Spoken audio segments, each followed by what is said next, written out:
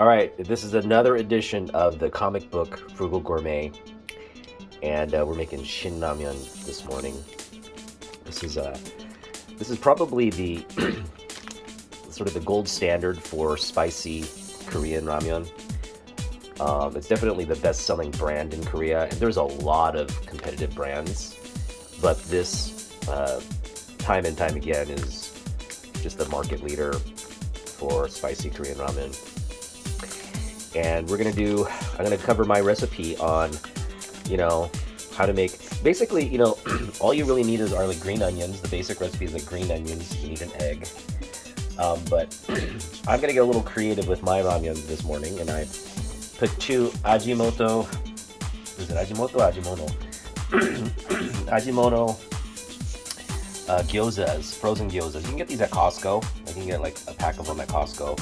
I put them in frozen. I sliced in some green onions. And what we're going to do is we're going to add kimchi. And we're going to add some Jack's Cantina salsa. These are all kind of, you can get these locally here. That at the Asian Mart, this at Costco as well. And we're just going to saute this. And then I'll kind of come back and we'll take a look at what we got. Okay, so I have my salsa in here. I didn't go crazy with the kimchi. I just put a couple pieces of kimchi in there. And that's just my preference, because it gives it sort of like a kimchi stew flavor. But and you can, so essentially you don't need the salsa, you don't need the gyozas. You can just go green onion and egg. That's really, like, it'll still taste good. And actually that's kind of like, if you want to add some meat, that's fine. Like if you have a slice of beef or something, or just, I wouldn't recommend pork for this ramyun. I would recommend either beef or maybe some seafood, like shrimp, frozen shrimp or something. But yeah, just to give the soup a little added flavor. We're going with these. I would imagine these are beef and pork, or maybe beef gyozas. I think they're beef gyozas, yeah. And you just put it on medium heat and just give it a good mix. Now these are frozen gyozas, but once they start boiling, it'll start cooking up, and it'll actually kind of break up as you put on high boil. But you just want to give it a quick saute here. Nothing fancy. You're not going to add anything additional to this. I'm going to turn up the heat just a little bit, and yeah, just give it a good mix. You just want to kind of hear it sizzling and cracking. Maybe evaporate some of the water that was in the salsa. And I know it doesn't look like much right now. It looks like a mess right now, but trust me, when we put the water in here and start boiling the ramen, it's going to turn out fabulous. Now, let me tell you why I added the salsa.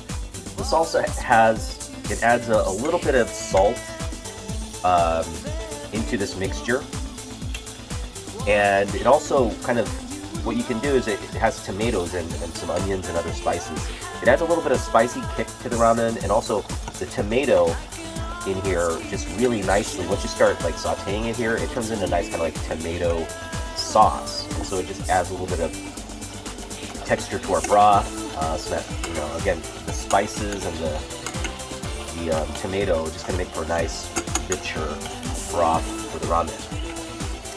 And yeah, the gyozas there are just gonna add that savory flavor to the broth as well. So again, this is just gonna be really, really nice once it gets going. All right, so I'm just gonna take a little pause, and we're gonna add the water and get going.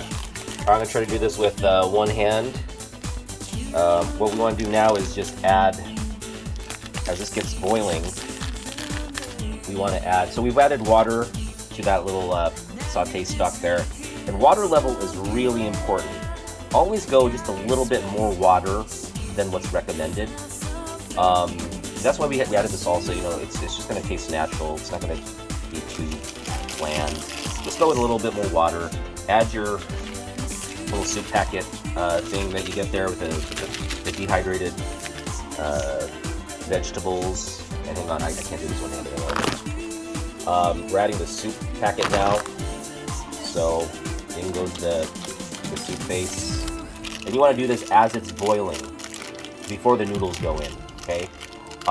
Some people I've seen Koreans who put the noodles in and the packet in at the same time. You can do it that way.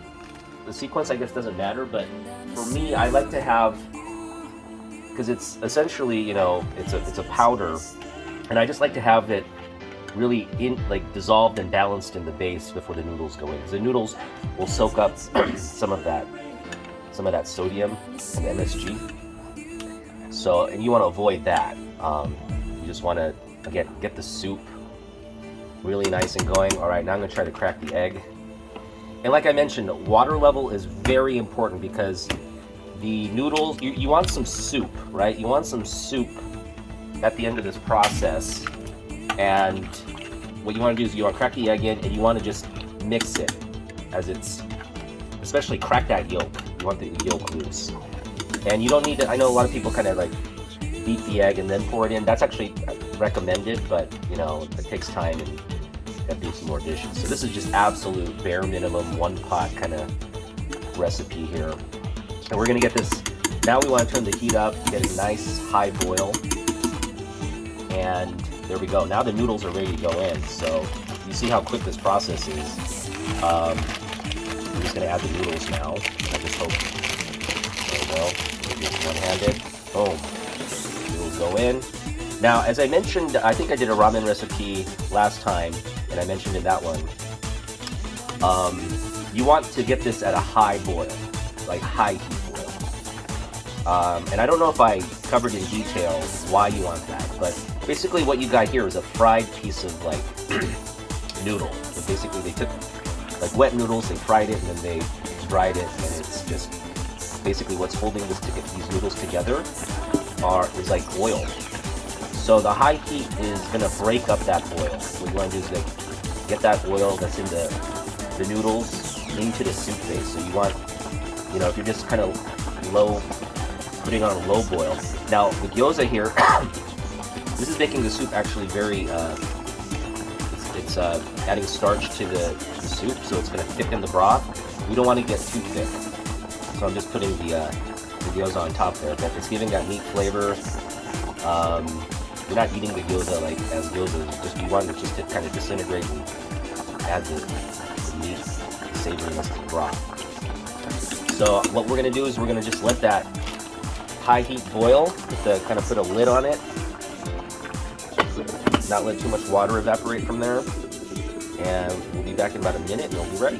All right, as you can see, it's done, and when you get this nice kind of al dente to the noodles, you know you're finished. Now I'm not gonna put this in a bowl or anything, I'm just gonna get it out of the pot, but you know, this is about as basic and good a ramen as you can make on a budget. So hope you enjoyed this. You can add some chili flakes on top of here, but really the most basic ramen recipe, and yeah, it's gonna be really, really good. All right, thanks for watching, and see you on the hunt.